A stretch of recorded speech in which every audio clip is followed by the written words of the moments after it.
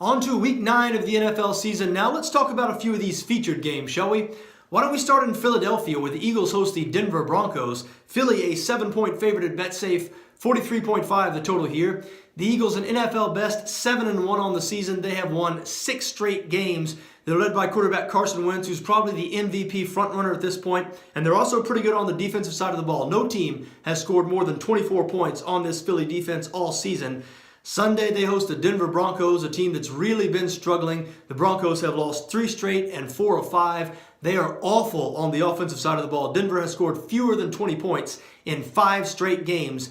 Desperate times call for desperate measures, and indeed Denver resorting to a desperate measure by reinstalling Brock Osweiler as their starting quarterback. Yes, that Brock Osweiler, the same one that was run out of Denver a couple of years ago and in the meantime has been deemed not good enough by a couple other teams, one of those teams being the Cleveland Browns, so that should tell you something. But yes, Denver going back with Osweiler as their starting quarterback. Because of that, it's hard to like their chances here on the road in Philadelphia. But you know what? There's one thing that Denver does do. They play exceptional defense. The Broncos, number 1 in the NFL in total defense, 2nd against the run, 3rd against the pass. There really is no weakness on that unit.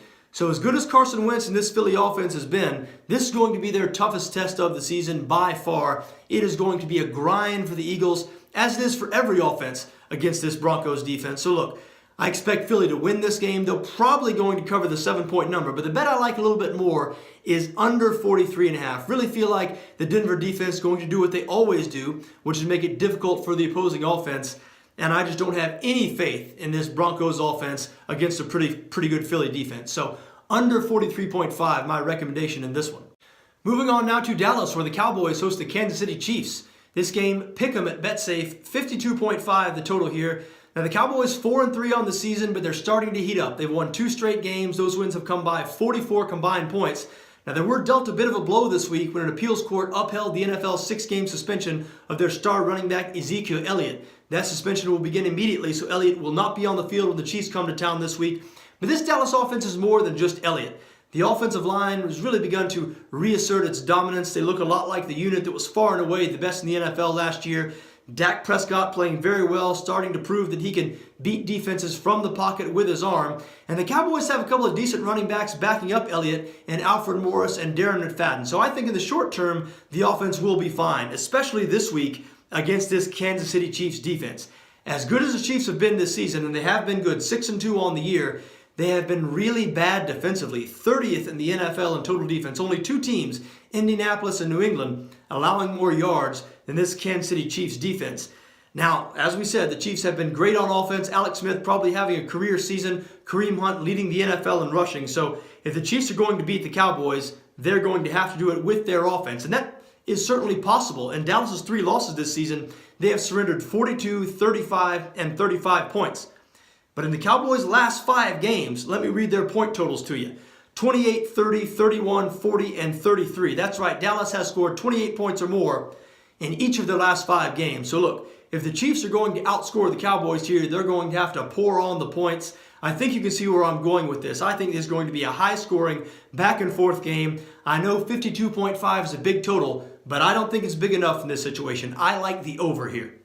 Moving on now to the Sunday night game where the Miami Dolphins will host the Oakland Raiders. Raiders a 3-point favorite at BetSafe, 43.5 the total here. Both these teams really stumbling into this game. The Raiders just 1-5 in their last 6 games, also 1-5 against the spread, so they have been a poisonous team to back. The Dolphins, meanwhile, coming off a 40-0 embarrassment at the hands of the Baltimore Ravens. So where do you go in this one? Well, you know what? I do think there's a winning angle.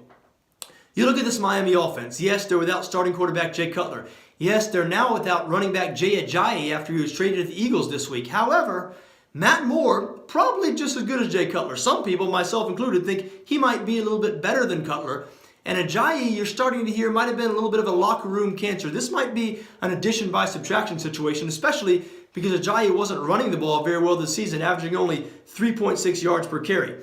I think the Dolphins' offense might be a little bit better than expected against an Oakland defense that is among the worst in the NFL. The Raiders have allowed 30 points or more in 3 of their last 4 games, and 2 of those games in which they allowed 30 points or more were to the Ravens and Bills, not exactly offensive juggernauts. So Oakland really struggling on the defensive side of the ball right now.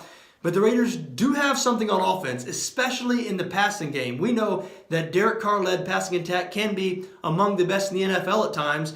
And you look at this Dolphins defense, their strength is in the front seven, not in the secondary. So this a good matchup for the Raiders offense. The Dolphins defense, after starting strong, has tapered off these last two games. They've surrendered 68 combined points over their last two games. So look, I think 43.5, a low total here. I know a lot of people expecting a real ugly, low-scoring game in this one. It might be ugly, but I don't know about the low-scoring part. I think over 43.5, the right play in this one. Final game I'd like to talk about in this Week 9. What about the Monday Nighter? The Detroit Lions going on the road to face their division rival Green Bay Packers. Detroit, a 2-point favorite at BetSafe, 44.5 the total in this one. Now, we all know the dark cloud hanging over Green Bay's season right now, Aaron Rodgers' broken collarbone. The Packers, a Super Bowl contender with Rodgers, probably not even a playoff contender without him. His replacement, Brett Hundley, has played sparingly in his brief NFL career, and when he has played, it hasn't been good. Just 1 touchdown compared to 5 interceptions for Hundley. He threw for just 87 yards in his last start, a loss to the New Orleans Saints. For what it's worth, though, Green Bay head coach Mike McCarthy seems to have a lot of faith in Hundley. The team has not pursued any other quarterbacks, and the Packers are coming off of byes. They've had an extra week to work out the kinks here. And they'll be facing a soft Detroit defense. The Lions, 25th against the pass. They have surrendered 99 combined points in the last few games. So Hundley set up to succeed here. You know, you look at this Detroit team, there's just nothing to like about them right now. They've lost 3 straight games and 4 of 5. We mentioned their defense. The offense, extremely one-dimensional. They cannot run the ball as usual. And Matt Stafford doesn't have the same type of downfield weapons that he had in years past. If you're going to beat this Green Bay defense, it's best to do it with the running game. The Packers just 26th against the run, but top half of the league against the pass, so they are pretty good in the secondary. But as we mentioned, Detroit just can't run the football, so this a pretty good matchup for the Green Bay defense. You know, look, I know everybody's scared to back the Packers with Brett Hundley starting in place of Rodgers, and I certainly understand that, but this Lions team is sinking. I have been on the fade the Lions train for the last several weeks, and it's worked out pretty well for me, so I'm not getting off the train now. I do not believe Detroit should be favored in Lambeau Field, even though the Packers are without Aaron Rodgers. So Green Bay on the money line, my recommendation here. There you have it, folks. Those are my thoughts for Week 9 of this NFL season. I wish you best of luck no matter what you decide to do this week, just so long as your interests don't conflict with my interests. For BetSafe, I'm John Arnette.